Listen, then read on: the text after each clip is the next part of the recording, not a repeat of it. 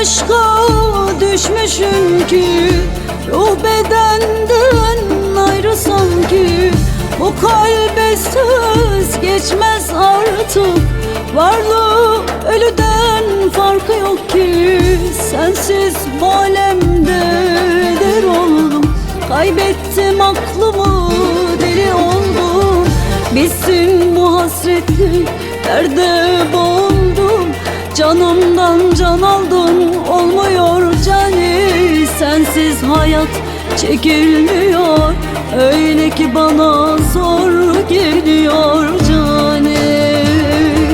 Bakma bana öyle, isyanlardayım. Sensiz geçen zamanla savaştayım. Dert bedenimi sarmış, ne haldayım. Sensiz hayat zor geliyor cani. Dert bedenimi sarmış, ne haldayım. Sensiz hayat çekilmiyor cani.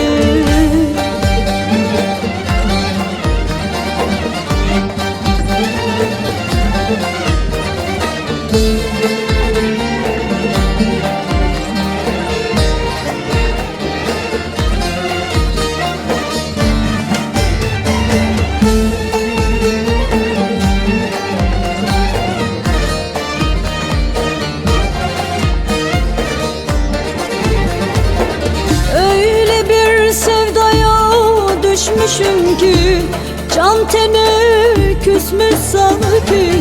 Kendime sözüm geçmez artık, bir varmış bir yokmuşum sanki.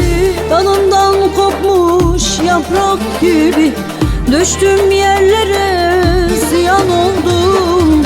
Ya kendin gel ya haberin gelsin, her gün bin kere öldüm neredesin. Sensiz hayat çekilmiyor, öyle ki bana zor geliyor cani.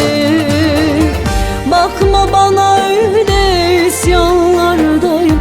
Sensiz geçen zamanla savaştayım.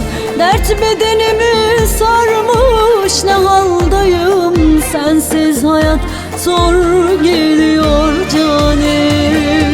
Dert bedenimi sarmış, ne haldayım. Sensiz hayat çekilmiyor can.